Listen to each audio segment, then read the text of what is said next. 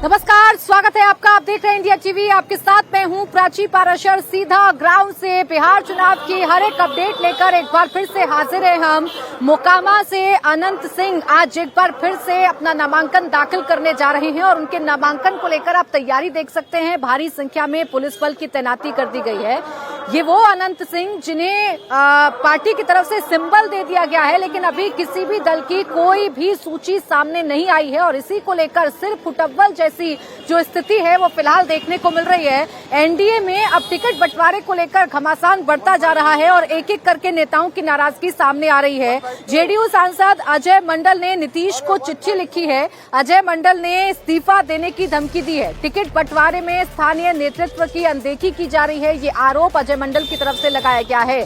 तो सिर्फ अजय मंडल नहीं बल्कि तमाम जो जेडीयू के नेता हैं या जेडीयू के सिटिंग विधायक हैं या जो सरकार में मंत्री रहे हैं, उनकी तरफ से भी अपनी नाराजगी, अपनी मायूसी को जाहिर जो है वो अब लगातार किया जा रहा है। तो फिलहाल टिकट किसको मिलेगा, सीट शेयरिंग जो है वो जरूर तय हो गई है, लेकिन टिकट किसको मिलेगा ये अभी तक तय नहीं हो पाया है। अभी भी जो सूची है वो अभी जारी नहीं हो पाई है। इससे पहले जिनको चुनाव लड़ना है, जिनके टिकट लगभग तय माने जा रहे हैं, उन्हें नॉमिनेशन के लिए भेज दिया गया है और ऐसा ही नॉमिनेशन आज मोकामा में होने जा रहा है, जहां आज अनंत सिंह अपना नॉमिनेशन फाइल करेंगे और उनकी नॉमिनेशन फाइल को लेकर बड़ी संख्या में उनके जो समर्थक हैं वो यहां पर जुटे हुए हैं। अनंत सिंह का जो काफिला है वो कुछ ही देर में कचहरी पर पहुंचेगा और यहां वो अपना नामांकन दाखिल करेंगे। ये अनंत सिंह जो कि लगातार इस सीट पर उनका दबदबा रहा है। हालांकि इस बार जो फाइट है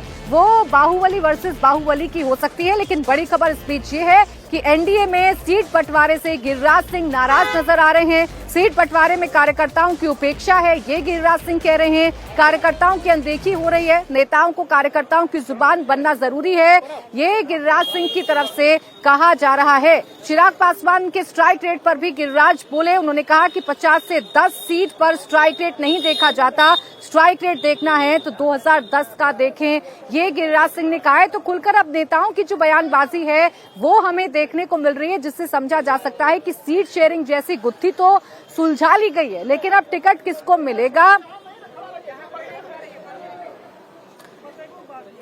अब देखिए, सीधा आपको बिहार के हलचल में दिखाऊंगी, लेकिन सीधा आपको चंडीगढ़ इस वक्त हम ले चलते हैं, जो इस वक्त राहुल गांधी ने पीड़ित परिवार, आईपीएस के पीड़ित परिवार से मुलाकात की है और वो क्या बोल रहे हैं आपको सुनवाते हैं। पर्सनली कमिटमेंट दिया है कि वो कार्रवाई शुरू करेंगे, फ्री एंड फेयर इंक्वायरी करेंगे और एक्शन इनिशिएट करेंगे। 3 दिन पहले कहा था, हरियाणा के चीफ मिनिस्टर ने कमिटमेंट दी है और वो कमिटमेंट पूरा नहीं हो रहा है। और इससे जो इनकी 2 बेटियां हैं, मां पर बट स्पेशली बेटियों पर जिन्होंने अपने पापा को खोया है, उन पर बहुत प्रेशर, बहुत दबाव, डिस्टर्बेंस हो रही है। दलित कपल है और ये बिल्कुल क्लियर है कि 10-15 दिन से नहीं, 6-7 मतलब सालों से सिस्टमैटिक डिस्क्रिमिनेशन हो रहा है। इस अफसर को डिमोरलाइज करने के लिए, करियर डैमेज करने के लिए, रेप्यूटेशन डैमेज करने के लिए सिस्टमैटिकली दूसरे अफसर काम कर रहे थे। तो ये सिर्फ एक परिवार का मामला नहीं है, देश में करोड़ों दलित भाई बहन हैं, उनको गलत मैसेज जा रहा है। क्या मैसेज जा रहा है कि आप कितने भी सक्सेसफुल हो, कितने भी इंटेलिजेंट हो, कितने भी कैपेबल हो, अगर आप दलित हो आपको दबाया जा सकता है, आपको कुचला जा सकता है, आपको फेंका जा सकता है, और ये हमारे लिए एक्सेप्टेबल नहीं है। तो मेरा मैसेज है as LOP to prime minister of India, to chief minister of Haryana, आपने इन दो बेटियों को जो कमिटमेंट दिया है इसको आप पूरा कीजिए, और जो इनका फ्यूनरल है, पापा का फ्यूनरल है, उसको होने दीजिए और ये तमाशा आप बंद करिए। तो ये क्लियर मैसेज मैं प्रधानमंत्री को देना चाहता हूं, हरियाणा के चीफ मिनिस्टर को देना चाहता हूं कि एक्शन लीजिए, ऑफिसर्स पे कार्रवाई कीजिए और इस परिवार पर जो प्रेशर है उसको हटाइए। डीजीपी को हटा दिया गया है।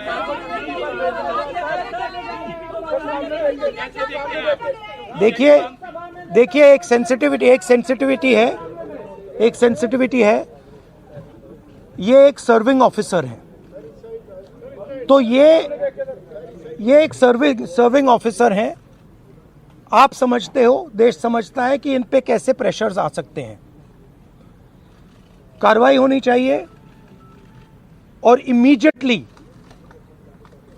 इन अफसरों पर एक्शन होना चाहिए। एक्शन होना चाहिए। आप अरेस्ट कीजिए, आप अरेस्ट कीजिए। फॉल्सली ये केस लगाया गया है, आप अरेस्ट कीजिए, एक्शन शुरू कीजिए। Thank you. तैयार हुआ है, आपसे बात हुई है, परिवार ने हामी भरी है पोस्टमार्टम कराने। नहीं, देखिए परिवार सिंपल मैसेज दे रहा है और बिल्कुल सही है। वो कह रहे हैं हमें रिस्पेक्ट चाहिए। आपने हमारे पति को डिसरिस्पेक्ट किया, आपने उसके करियर को खत्म करने की कोशिश की, उन्होंने आत्महत्या की। मरने के बाद रिस्पेक्ट दीजिए, और अगर आप रिस्पेक्ट नहीं देंगे तो वो हमारे लिए एक्सेप्टेबल नहीं है, ये कहा है। और ये एक सेकंड बोलने दीजिए मुझे, और ये बिल्कुल सही है, 100% सही है। और ये सिर्फ एक परिवार की रिस्पेक्ट की बात नहीं है, हिंदुस्तान के हर दलित भाई बहन की रिस्पेक्ट की बात है। तो मैं फिर से कह रहा हूं, प्रधानमंत्री से कह रहा हूं, चीफ मिनिस्टर से कह रहा हूं, जल्दी से जल्दी आप कार्रवाई कीजिए। Thank you.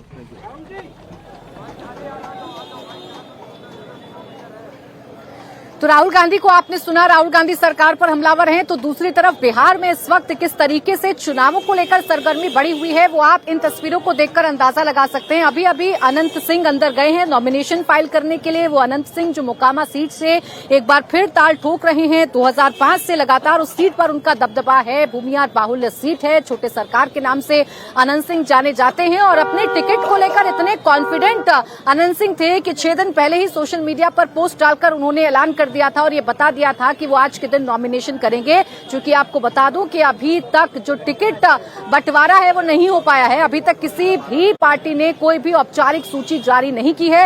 हालांकि कुछ लोगों को पार्टी सिंबल दे दिया गया है, जिसमें से एक आनंद सिंह भी हैं। अब जिस तरीके से एक के बाद एक पार्टीज में एनडीए गठबंधन में सिर्फ डबल है, टिकट बंटवारे को लेकर हंगामा है, सीट किसके खाते में कौन सी गई इसको लेकर हंगामा है, लगातार रिएक्शन सामने आ रहे हैं। केंद्रीय मंत्री गिरिराज सिंह का भी एक रिएक्शन सामने आया है और उन्होंने भी कहा है कि कार्यकर्ताओं की अनदेखी करना सरासर गलत है। यानी कार्यकर्ताओं की अनदेखी जो हो रही है वो सरासर गलत है। नेताओं को कार्यकर्ताओं की जुबान बनना जरूरी है। और जब चिराग पासवान को लेकर भी उन्होंने रिएक्शन दिया और कहा कि चिराग पासवान के स्ट्राइक रेट पर 5 से 10 सीट पर स्ट्राइक रेट नहीं देखा जाता, स्ट्राइक रेट देखना है तो 2010 का देखें, ये कहा गया है गिरिराज सिंह की तरफ से। तो आप ये समझिए कि खुलकर नेताओं के बीच की रस्साकसी सामने आ रही है। जेडीयू के कई ऐसे विधायक हैं जिनको सिंबल दिया गया सीएम की तरफ से, लेकिन उनका टिकट कट गया क्योंकि वो जो सीट है वो दूसरी पार्टी के खाते में चली गई और इसलिए नाराजगी इस वक्त खुलकर सामने आ रही है। गिरिराज जी, क्या मतलब है इस ट्वीट का, क्या कहना चाह रहे हैं आप? देखिए, मैं ये कह रहा हूँ, ये गठबंधन पर जो लोग कर रहे हैं मुझे उस पर कोई प्रतिक्रिया नहीं। मैंने देखा है स्ट्राइक रेट की बात चाहे आरजेडी के लोग करें चाहे अन्य लोग करें कि मेरा स्ट्राइक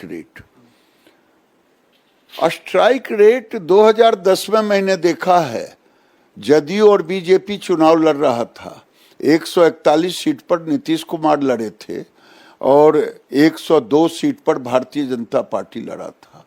बीजेपी का था 91, 89 था नीतीश कुमार, दोनों को मिला दे तो 85-86% का स्ट्राइक रेट था पूरे बिहार के सीटों को। 5 सीट 10 सीट पर स्ट्राइक रेट नहीं देखा जाता है। 5 में जब पांचों जीत जाए तो 100% स्ट्राइक रेट कहने का अधिकार तो उनको मिल ही जाता है। अब भाई कौन जीतता है कौन हारता है उससे मुझे मतलब नहीं है। मैं तो कह रहा हूं कि आज जरूरत है कि स्ट्राइक रेट अगर देखना हो तो देखे 2010 का, और लोग फील गुड में भी न रहे।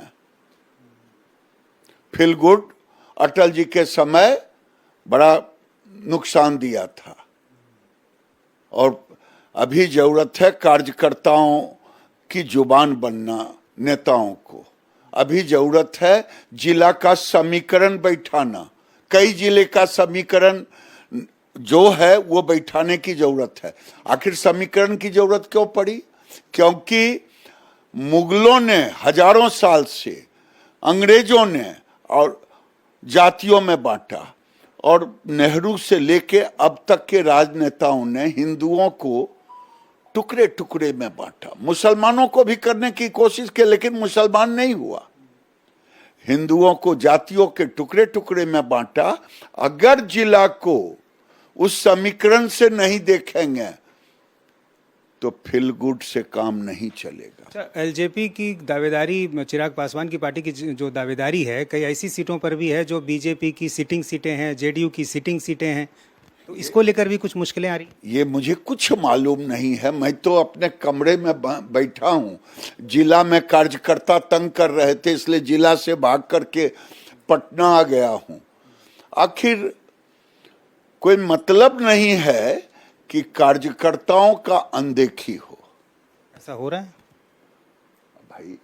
जहां हम 500-700 सीट से हारे हैं और वो सीट किसी दूसरे को दे दिया जाएगा तो यह कार्यकर्ताओं का अनदेखी हुआ कि नहीं हुआ? लेकिन वो पहली बार चिराग पासवान की पार्टी आपके गठबंधन में है तो जाहिर है उनको तो एडजस्ट करना है। हम नहीं जानते, हमको क्या मतलब है, जो लोग हैं वो लोग जाने। हम तो अपने जिले का हाल जानते हैं। हम तो जिला का काम करते हैं, जिले का नेता हैं, बिहार के नेता हैं नहीं, इसलिए मैं बता नहीं सकता। जाहिर है आप चिराग पासवान का आप नाम भले नहीं लेना चाहते हो, लेकिन जो आपने ट्वीट किया है उसको लोग समझ रहे हैं। अरे आप सब फिर भी आपके मुंह में जो है सो आप बोलिए ना, हमारे मुंह से क्यों बोलवा रहे हैं? अच्छा, मनोज झा और पप्पू यादव ये भी कह रहे हैं कि 101 मत देखिए, 142 देखिए आप बीजेपी के साथ, यानी जो घटक दल हैं वो सब बीजेपी के हैं और ये नीतीश कुमार को छोटा करने की, बाहर करने की तैयारी है। ये भी उनका सोच हो सकता है। ये जदयू भी अपना देखें, अपन बियाह ने सूरदास की बरतुहारी कर रहे हैं। आरजेडी अपना देखे, दूसरे पर चिंता न करे, जदयू और बीजेपी के ऊपर ध्यान न लगाएं। गृह मंत्री अमित शाह का दौरा हो रहा है, 3 दिनों तक बिहार में रहेंगे, फिर प्रधानमंत्री की सभाएं होंगी, क्या उम्मीद है उसके बाद माहौल कितना बदलेगा? आएंगे तो स्वाभाविक है माहौल बदलेगा।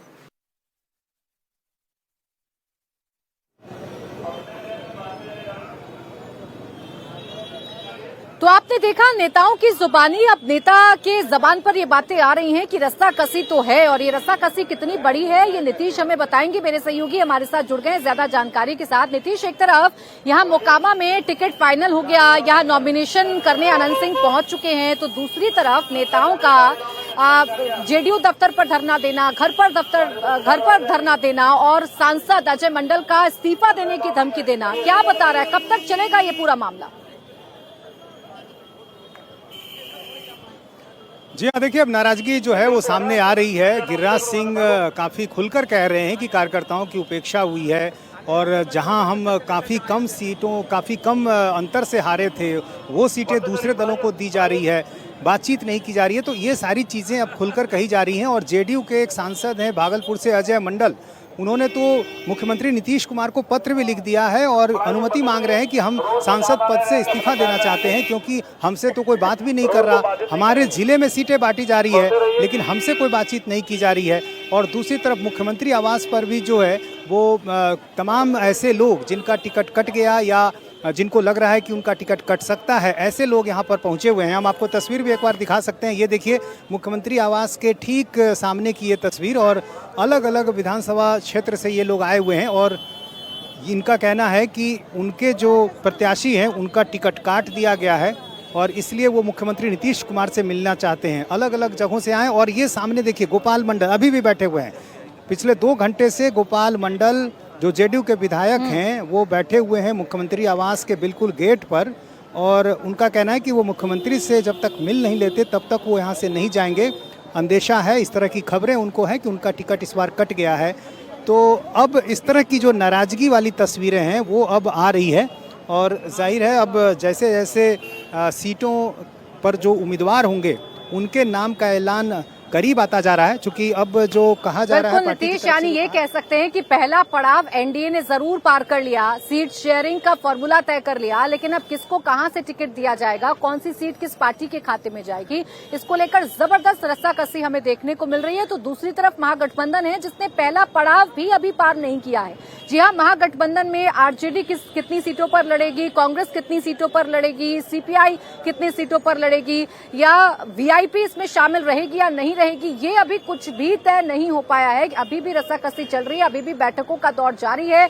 दिल्ली से भी तेजस्वी यादव और लालू यादव लौट आए हैं। हालांकि जानकारी ये मिल रही है कि आज महागठबंधन में सीटों के बंटवारे का ऐलान हो सकता है, लेकिन इसको लेकर भी अभी तक स्थिति पूरी तरह से साफ नहीं है। आज ही कांग्रेस के केंद्रीय चुनाव समिति की बैठक होनी है जिसमें कांग्रेस उम्मीदवारों के नाम तय किए जाएंगे। कल तेजस्वी यादव दिल्ली से राहुल गांधी से मुलाकात किए बगैर ही वापस लौट आए हैं। तेजस्वी यादव ने कांग्रेस महासचिव केसी वेणुगोपाल से मुलाकात की और उसके बाद लालू यादव ने आरजेडी कार्यकर्ताओं को या आरजेडी उम्मीदवारों को पार्टी का सिंबल भी बांटना शुरू कर दिया। तो आप देखिए इस वक्त बिहार में चुनाव जैसे जैसे नजदीक आ रहा है, नॉमिनेशन 17 तारीख को आखिरी दिन है फाइल करने का, वैसे वैसे पार्टियों के बीच में घमासान बढ़ता जा रहा है। सीट शेयरिंग अभी महागठबंधन तय नहीं कर पाया है, तो एनडीए सीट शेयरिंग भले ही कर पाया हो, लेकिन कौन कहां से चुनाव लड़ेगा, कौन सी सीट किसके खाते में जाएगी, इसको लेकर घमासान मचा हुआ है।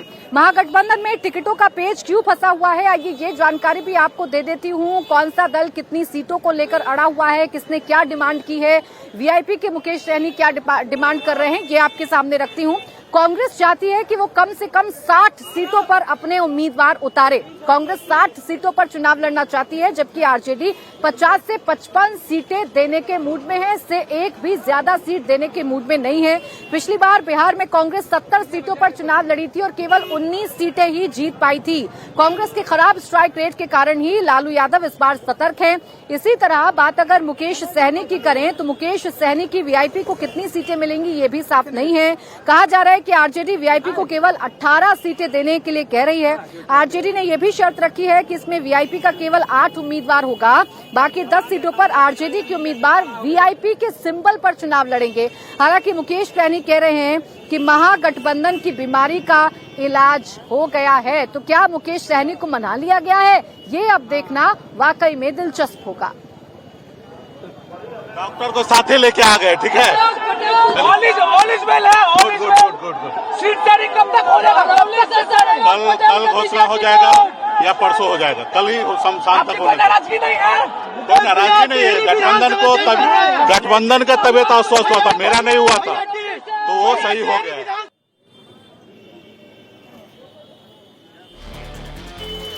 तो आपने देखा महागठबंधन में अब जितने भी प्लेयर्स हैं वो ये जरूर कह रहे हैं कि ऑल इज वेल, लेकिन कितना वेल है ये अभी तक समझा जा सकता है कि सीटों का बंटवारा नहीं हुआ है। जैसे एनडीए में सीटों के बंटवारे को लेकर घमासान मचा हुआ है, वैसे ही महागठबंधन में ही सीटों पर पेच फंसा हुआ है। इनमें एक सीट है भागलपुर की कहलगांव सीट, ये सीट कांग्रेस की पारंपरिक सीट है, लेकिन इस बार यहां तेजस्वी अपना उम्मीदवार उतारने पर अड़े हुए हैं। बिहार में चुनाव की तारीख का ऐलान होने के बाद तेजस्वी ने यहां पर एक सभा भी की थी। इसी तरह बेगूसराय की बछवाड़ा सीट को लेकर भी तनातनी बनी हुई है। पिछली बार ये सीट कांग्रेस को मिली थी, कांग्रेस यहां शिव प्रकाश गरीब दास को लड़ाना जाना चाहती है, जो पिछली बार निर्दलीय थे। तो सीटों को लेकर ही पेंच फंसा हुआ है, इसी वजह से महागठबंधन में अभी तक ऐलान है वो नहीं हो पाया है। नीतीश, एक बार फिर आपके पास आ रही हूँ। एनडीए में तो खुलकर अब धरना प्रदर्शन, खुलकर नेताओं की नाराजगी जाहिर करना हम देख रहे हैं। महागठबंधन का बताइए, अभी तक ये सीट शेयरिंग का फॉर्मूला तय क्यों नहीं हो पाया है? कितनी सीटों पर बात अटकी हुई है? देखिए, महागठबंधन में जाहिर है एक चुप्पी नज़र आ रही है। जो भी नेता आए हैं कल दिल्ली से, उसके बाद उनका कोई बयान सामने नहीं आ रहा है। मुकेश सैनी भी जो है बिल्कुल चुप है। उसके पहले लगातार वो दावे करते थे और यहाँ से जब जा रहे थे तब खुलकर उन्होंने कहा था कि महागठबंधन अस्वस्थ है, डॉक्टर हम जा रहे हैं। फिर वापस लौटे तो ये कहा कि डॉक्टर को हम लेकर आ गए हैं, लेकिन इलाज हुआ या नहीं हुआ ये अभी समझ में नहीं आ रहा है। और जाहिर है सीटों को लेकर जो पेंच है वो फंसा हुआ है और इसी वजह से महागठबंधन में जो है अब जो घटक दल हैं उनकी तरफ से सिंबल दिए जा रहे हैं। खुद आरजेडी सुप्रीमो लालू यादव ने सिंबल देना शुरू कर दिया है और वहाँ भी नॉमिनेशन की जो प्रक्रिया है शुरू हो गई है। परवत्ता से डॉक्टर संजीव अभी नॉमिनेशन फाइल कर रहे हैं। इसके अलावा कई ऐसे दूसरे नेता हैं जो कल नॉमिनेशन करेंगे और दूसरी तरफ जो वाम दल हैं उनके तरफ से भी नॉमिनेशन फाइल करने के लिए भी ज्यादा वक्त नहीं है नेताओं के पास और उम्मीदवारों के पास, इसलिए जरूरी है कि महागठबंधन में सीट शेयरिंग का फॉर्मूला जल्द से जल्द तय हो जाए। नीतीश, बहुत शुक्रिया आपका तमाम जानकारी के लिए। अब आगे बढ़ेंगे, आपको बताएंगे गुजरात का हाल। गुजरात में बड़े फेरबदल की तैयारी सरकार के अंदर की जा रही है। कैबिनेट में कई मंत्रियों की छुट्टी हो सकती है और कई नए मंत्री बनाए जा सकते हैं। तो ये बड़ी खबर आपको गुजरात से बता रहे हैं, जहां बड़े फेरबदल की तैयारी सरकार के अंदर की जा रही है और ये फेरबदल कैबिनेट मिनिस्टर्स में किया जाएगा। गुजरात के 10 से 11 मंत्रियों को हटाने की तैयारी है। भूपेंद्र मंत्रिमंडल में 16 नए चेहरे शामिल हो सकते हैं। जल्द ही गुजरात में मंत्रिमंडल का विस्तार किया जा सकता है। सीधा आपको लिए चलते हैं अहमदाबाद। मेरे सहयोगी इस वक्त हमारे साथ निर्णय जुड़ गए हैं। निर्णय, आप बताइए, कौन से वो लोग हैं जिन पर तलवार लटकी हुई है और कौन वो लोग हैं जिनकी किस्मत का पिटारा खुलने जा रहा है, वो मंत्रिमंडल में शामिल हो सकते हैं? देखिए प्राची, पिछले काफ़ी समय से मंत्रिमंडल के एक्सपेंशन और उसमें फेरबदल की बातें चल रही थी और जो कि अब ऐसा लग रहा है कि रियल में आकार लेगा, क्योंकि कल एक बहुत ही अहम बैठक दिल्ली में गुजरात के मुख्यमंत्री, प्रदेश अध्यक्ष जो नए नियुक्त हुए हैं जगदीश विश्वकर्मा और ऑर्गेनाइजेशन सेक्रेटरी जो है यहाँ पे रत्नाकर, उनकी मीटिंग हुई है प्रधानमंत्री के साथ और इसके अलावा गृह मंत्री अमित शाह के साथ और CR पाटिल भी उसमें शामिल थे। और उस मीटिंग के बाद एक तरह से पूरा खाका जो है वो तैयार कर लिया गया और ऐसी एक जानकारी मिल रही है हाईली प्लेस्ड सूत्रों से कि ये मंत्रिमंडल जो है इसका फेरबदल और विस्तार कल या परसों हो सकता है गुजरात में। ऐसा एक अनुमान अभी लगाया जा रहा है इस अहम मीटिंग के बाद। और इसमें ये पता चला है कि जो पहले से एक चर्चा थी कि बड़े पैमाने पे मंत्रिमंडल में फेरबदल होगा, इसमें यह पता चला है कि जो अभी प्रेजेंट कैबिनेट है, भूपेंद्र पटेल के अलावा 16 मंत्री हैं।